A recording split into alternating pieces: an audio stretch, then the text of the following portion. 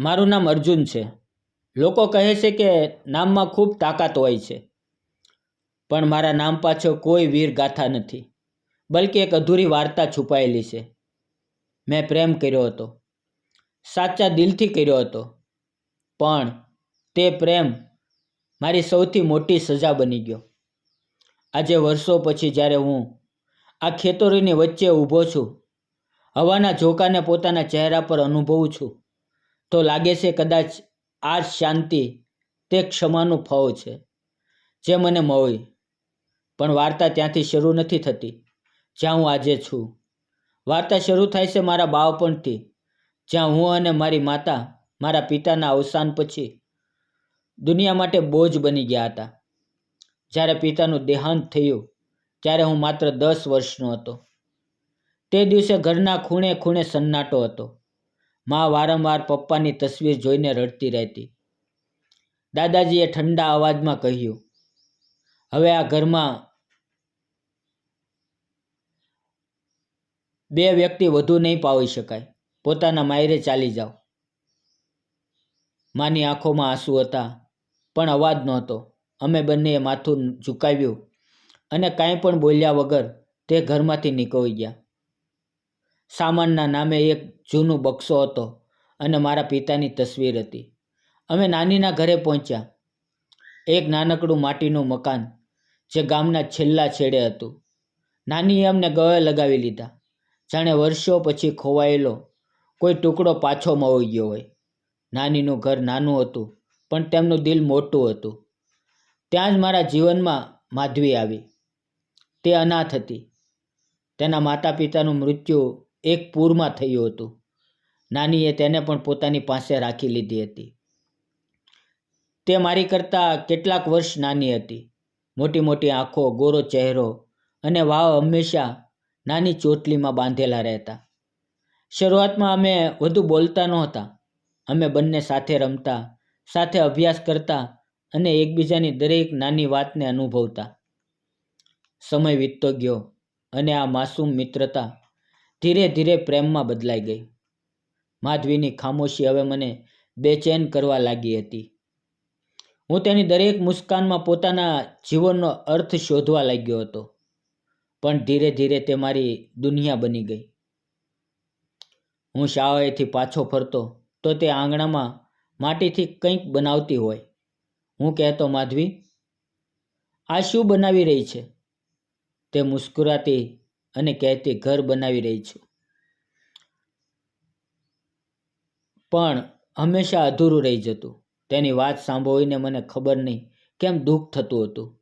કદાચ એટલા માટે કારણ કે મારું પણ ઘર અધૂરું હતું. વખત વીતતો ગયો. અમે મોટા થતા ગયા, પણ અમારી વચ્ચેની માસૂમિયત તે જ રહી. માધવી હંમેશા મારી માની મદદ કરતી અને હું દરેક નાની વસ્તુ તેના માટે લાવતો. ક્યારેક મીઠાઈ, ક્યારેક રંગીન રિબિન. જ્યારે હું 18નો થયો અને તે 16ની થઈ તો ગામના લોકો કાનફૂસી કરવા લાગ્યા. નાનીએ એક દિવસ પૂછ્યું, અર્જુન, માધવી માટે તારા દિલમાં કંઈ છે કે? મેં કહ્યું, છે નાની, તે મારી શ્વાસમાં છે. તે દિવસ પછી મેં નક્કી કરી લીધું કે હું તેની સાથે લગ્ન કરીશ. મા શરૂઆતમાં ચોંકી ગયા. તેમણે કહ્યું, બેટા, માધવી ભલે સારી છોકરી છે, પરંતુ તેનો કોઈ ઘર પરિવાર નથી. લોકો વાતો કરશે. મેં જવાબ આપ્યો, માં, મને લોકો નહીં, માધવી જોઈએ. તેણે મારા તૂટેલા દિલને જોડ્યું છે. કેટલાક દિવસોની નારાજગી પછી માં પણ માની ગયા અને પછી નાનીએ ઘરમાં ઢોલક વગાડાવી અને અમને 7 ફેરા લીધા. તે દિવસે લાગ્યું જાણે દુનિયાની તમામ ખુશીઓ અમારા ઘરમાં ઉતરી આવી હોય. લગ્ન પછીના કેટલાક મહિના સાચે જ સ્વર્ગ જેવા હતા. અમારી ઝૂંપડી નાની હતી, પણ હાસ્ય મોટું હતું. માધવીને નાની નાની વસ્તુમાં ખુશ થતા આવડતું હતું.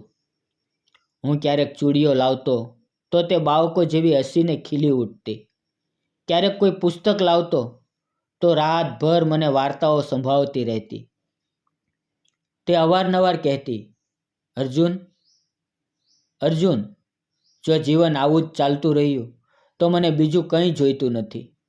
અને હું હસીને કહેતો, જીવન જો મારી બાથમાં છે તો તેને કોઈ દુઃખ સ્પર્શ પણ નહીં કરી શકે. પણ કદાચ કિસ્મતને અમારી મુસ્કાન પસંદ નહોતી. એક દિવસ માં બીમાર પડી. મારી પાસે ઈલાજના પૈસા નહોતા. મેં ગામના શેઠ પાસે મદદ માંગી. શેઠે હસતા હસતા કહ્યું, પૈસા આપીશ, પણ વ્યાજ એટલું હશે કે જીવનભર નહીં ચૂકવી શકો. હું મજબૂર હતો. મેં હા કહી દીધી. કેટલાક મહિના સુધી બધું બરોબર ચાલ્યું. પણ જ્યારે માનો ઈલાજ લાંબો ચાલ્યો અને ખેતરોનો પાક ખરાબ થઈ ગયો તો કર્જ વધતું ગયું.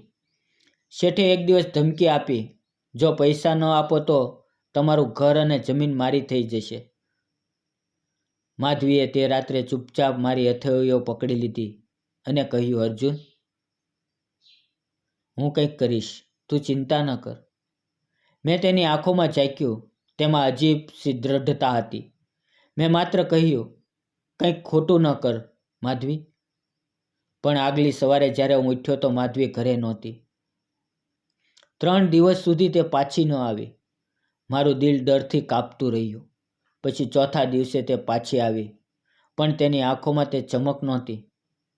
ચહેરા પર થાક હતો અને હાથમાં કેટલાક રૂપિયા. મેં પૂછ્યું, માધવી, તું ક્યાં હતી? તેણે કહ્યું, અર્જુન, મેં કર્જ ચૂકવી દીધું છે. મેં આશ્ચર્યથી કહ્યું, કેવી રીતે? કોની પાસેથી લીધા આ પૈસા? તેણે માત્ર એટલું કહ્યું, કાંઈ પૂછતો નહીં. આ પૈસા મારા નથી. પણ હવે તારું ઘર બચી ગયું છે. મારી અંદર કંઈક તૂટી ગયું. હું સમજી ગયો હતો. તેણે કંઈક એવું કરીને આવી હતી જે તેને તોડી ગયું હતું. મેં ચીસ પાડી, તે શું કર્યું માધવી? હું ભીખ માંગી લેત, પણ તારી પાસેથી પોતાની ઇજ્જતની કિંમત નહોતો વસૂલતો. તે ફૂટી ફૂટીને રડી પડી. કહેતી રહી, મેં માત્ર તને બચાવવાનું માંગ્યું હતું. પણ હું તે વખતે પથ્થર બની ગયો હતો. મેં ગુસ્સામાં કહ્યું, તે મને નહીં, પોતાને જ મિટાવી દીધી છે. તે રાત્રે હું ઘર છોડીને ચાલ્યો ગયો. મા અને નાનીની આંખોમાં આંસુ હતા. પણ હું આંધળો થઈ ગયો હતો. પ્રેમની જગ્યાએ માત્ર ક્રોધ અને શરમ હતી. ઘણા અઠવાડિયા પછી જ્યારે હું પાછો ફર્યો તો ઘર સુનસાન હતું. મા હવે નહોતી. નાની એકલા બેઠા હતા અને તેમની પાસે માધવીની એક ચિઠ્ઠી હતી. તેમણે કહ્યું, માધવી ચાલી ગઈ બેટા. કહે છે જ્યારે તું તેને માફ કરી દેશે ત્યારે જ તે પાછી આવશે. મેં કાપતા હાથે તે ચિઠ્ઠી વાંચી. અર્જુન, હું જાણું છું મેં તારા વિશ્વાસને તોડ્યો છે, પણ મેં જે કર્યું તે તારા અને તારા ઘર માટે કર્યું. જો તારા દિલમાં ક્યારેય મારા માટે થોડીક પણ જગ્યા બચી હોય તો મને માફ કરી દેજે. હું તારા વગર જીવું તો છું, પણ જીવતી લાગતી નથી. તે રાત્રે હું ખૂબ રડ્યો. પહેલી વાર સમજાયું કે કોઈને ખોવું મારાથી પણ મોટું દુઃખ હોય છે. વખત વીતતો ગયો. ગામવાળાઓએ વાતો બનાવી. કોઈએ કહ્યું માધવી ભાગી ગઈ. કોઈએ કહ્યું કે તે ખોટા રસ્તે ચડી ગઈ. મેં પોતાને બધાથી અલગ કરી લીધો. હું માત્ર પોતાના ખેતરમાં કામ કરતો અને રાતોમાં તેની તસવીર જોતો. દરેક હવાનો ઝોકો, દરેક વરસાદની બૂંદ મને તેની યાદ અપાવતી. પછી એક દિવસ ડાકિયાએ મને એક વધુ પત્ર આપ્યો. પત્ર પર તે જ નામ હતું, માધવી. તે જોઈને મારું દિલ કાપી ગયું. ડાકિયાએ જ્યારે તે જૂનો મેલો લિફાફો મારા હાથમાં મૂક્યો તો એવું લાગ્યું જાણે મારા ભૂતકાળે ફરી દસ્તક આપ્યું હોય. મેં કાપતા હાથે લિફાફો ખોલ્યો. અંદરથી એક હળવી સુગંધ આવી. તે સુગંધ જે ક્યારેક માધવીના વાવમાંથી આવતી હતી. કાગળ પર તેના આંસુઓના ડાઘ હતા. પત્રમાં લખ્યું હતું, અર્જુન, મને નથી ખબર આ ચિઠ્ઠી તને મળશે કે નહીં, પણ જો મળી ગઈ તો સમજી લેજે કે મેં તારી સાથે છેલ્લી વાર વાત કરી છે. મેં જે કર્યું તે તારું અપમાન નહોતું, તે મારું બલિદાન હતું. મને તે રાત્રે પોતાની ઇજ્જત ખોવાનું વધુ દુઃખ આ વાતનું છે કે મેં તારી નજરમાં પોતાની જગ્યા ખોઈ દીધી. હવે મારી પાસે આપવા માટે કંઈ બચ્યું નથી. માત્ર દુઆઓ છે કે તું મને માફ કરી દેશે. મેં તે પત્ર છાતીએ લગાવી લીધો. મારી અંદર કંઈક તૂટ્યું અને સાથે કંઈક પીગળ્યું. તે રાત્રે હું ખૂબ મોડે સુધી ખેતરની વચ્ચે બેઠો રહ્યો અને આકાશ સાથે વાતો કરતો રહ્યો. કેમ કર્યું તે આવું માધવી? તે મને માફ કરી દીધો, પણ હું પોતાને નહોતો કરી શક્યો. આગલા દિવસે મેં નક્કી કર્યું કે હું તેને શોધીશ. ગામે ગામે ભટક્યો. કોઈએ કહ્યું કે તે નગરના મંદિરમાં સેવા કરે છે. કોઈએ કહ્યું તે સાધ્વી બની ગઈ છે. મેં દરેક મંદિર, દરેક આશ્રમના દરવાજા ખખડાવ્યા.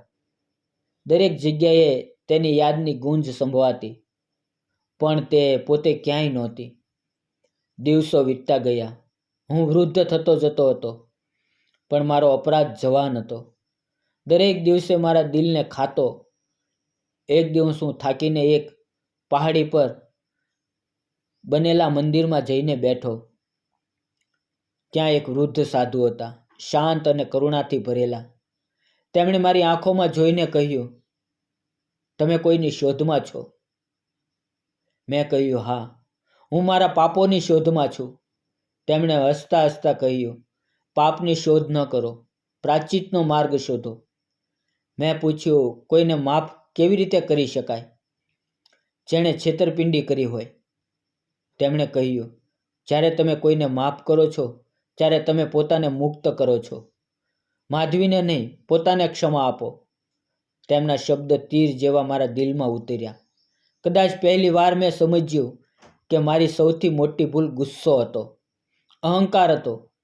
કેટલાક દિવસો પછી મંદિરમાં સેવા કરતાં કરતાં મને એક વૃદ્ધ સ્ત્રી મળી. તે ખૂબ બીમાર હતી. જ્યારે મેં તેનો ચહેરો જોયો, મારું દિલ થંભી ગયું. તે માધવીની નાની હતી. તેમણે કાપતા અવાજે કહ્યું, અર્જુન બેટા, માધવી ખૂબ દૂર ચાલી ગઈ છે.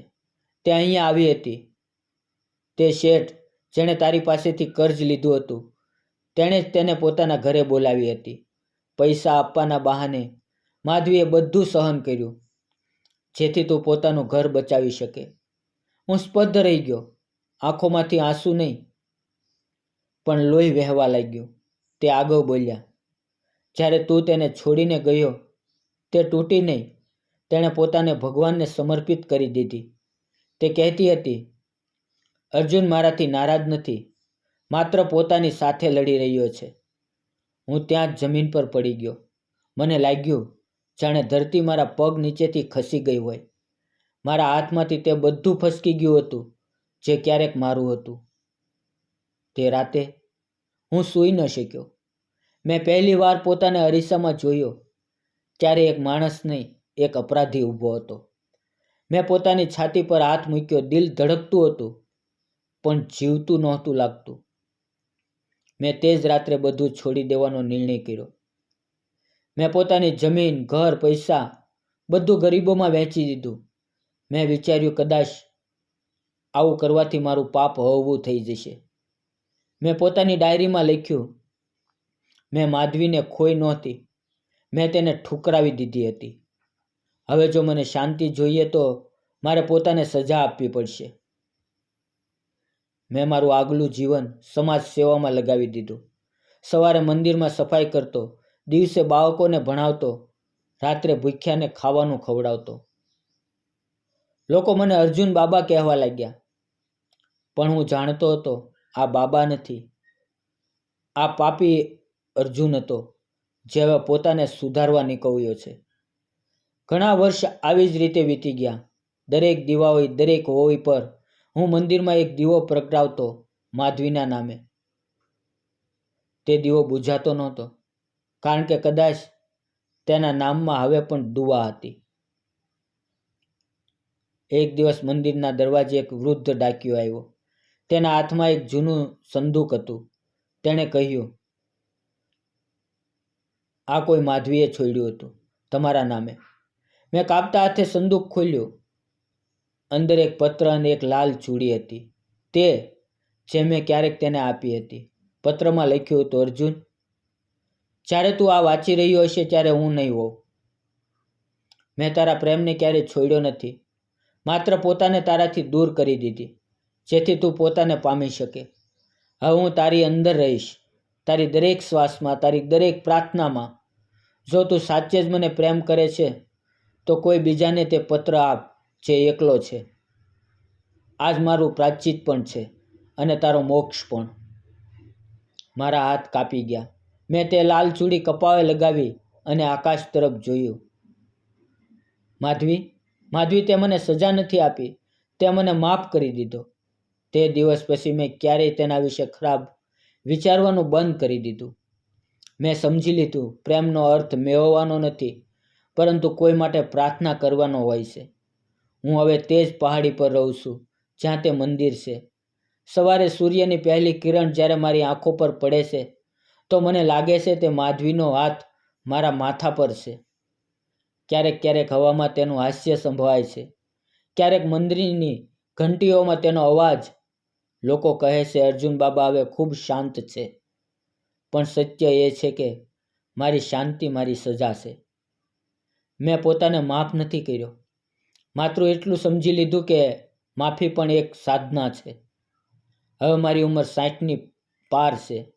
દરેક સાંજે હું બાળકોને વાર્તા સંભળાવું છું, પ્રેમ, પ્રાયશ્ચિત અને ક્ષમાની વાર્તા.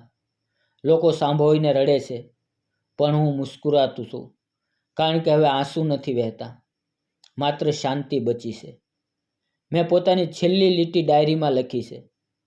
પ્રેમે મને તોડ્યો, ભૂલે મને શીખવ્યું અને ક્ષમાએ મને પૂર્ણ કર્યો.